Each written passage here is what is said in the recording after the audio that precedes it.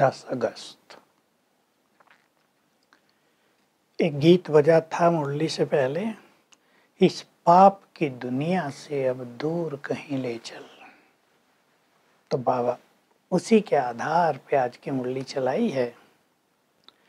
तुम सभी आत्माएं मुझे पुकारती थी, हे भगवान आओ, ये दुनिया बहुत पाप की दुखों की हो गई है, हमें कहीं चैन की दुनिया में ले चलो।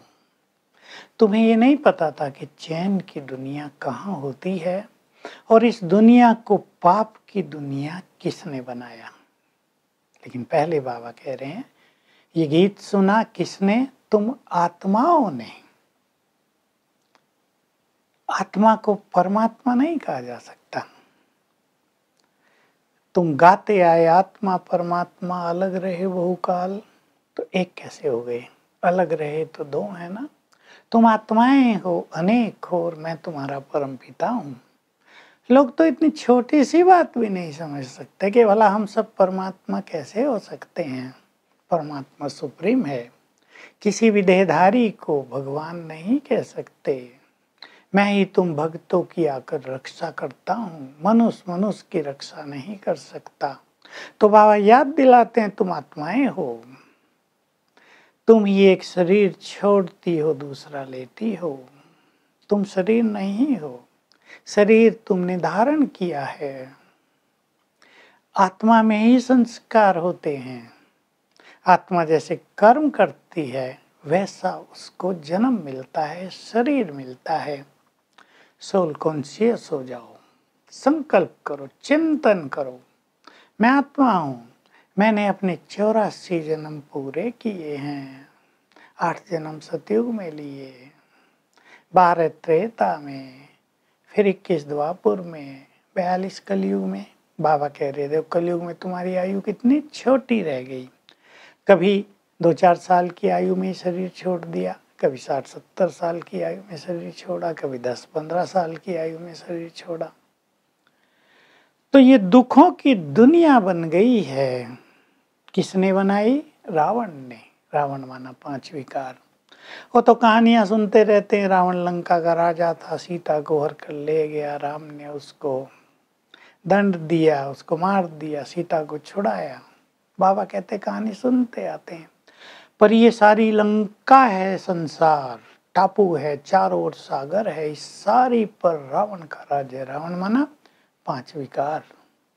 तुम पहले देह अभिमान में आए, फिर ये सभी विकार तुम्हारे अंदर आते गए और तुम दुखी होते गए। लोग यही नहीं जानते कि दुखी मनुष्य यही नहीं जानते कि मनुष्य को दुखी किसने किया। काम वासना, क्रोध, अति लोभ, मोह और अहंकार, ईर्ष्या, द्वेष, नफरत, इन सब ने ही तो मनुष्य को दुखी किया। आज सब देख सकते हैं। बाबा याद दिलाते हैं, तुम पावन थे।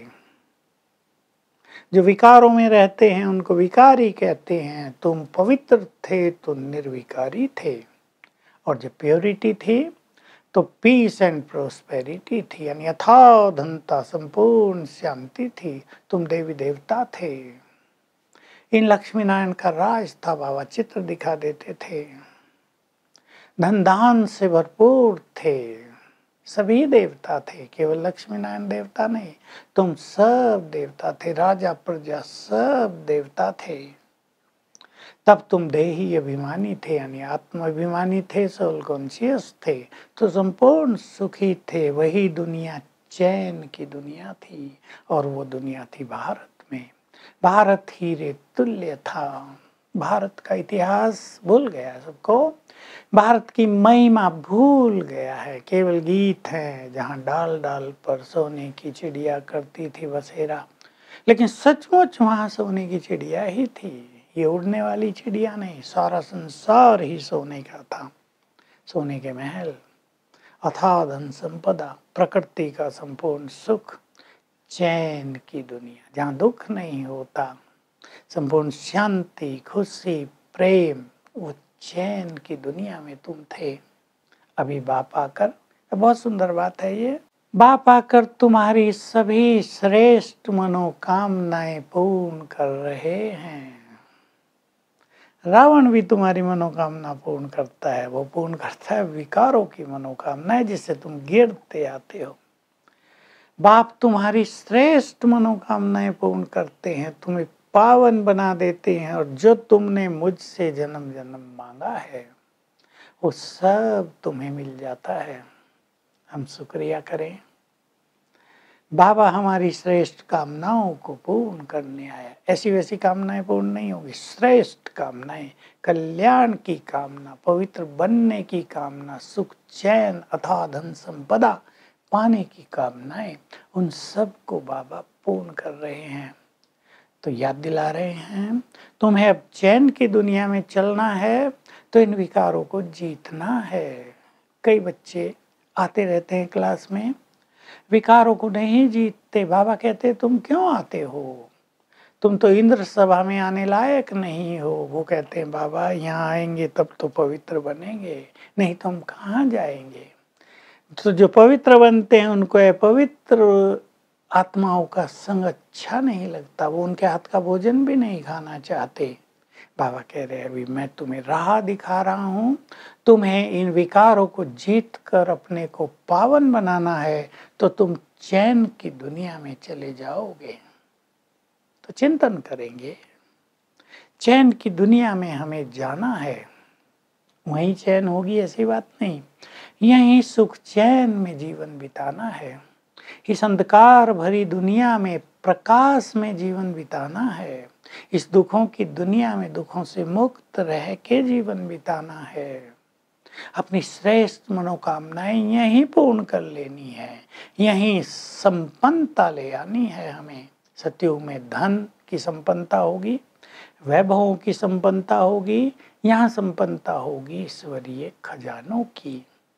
तो हमें इन विकारों पर विजय पानी है, ये दृढ़ संकल्प कर लें, और जिसके बाद दृढ़ संकल्प होगा उसको सर्वशक्तिवान की शक्तियां मिलेंगी और वो एक ना एक दिन माया पर विजयी अवश्य बन जाएंगे। तब यहाँ जीवन में सच्चा चैन सुख आनंद प्राप्त होगा। वरदान है, सत्यता की शक्ति के द्वारा सदा खुशी के झूले में झूलने वाले अथॉरिटी भाव, अनुभवों की अथॉरिटी हमारे पास हो।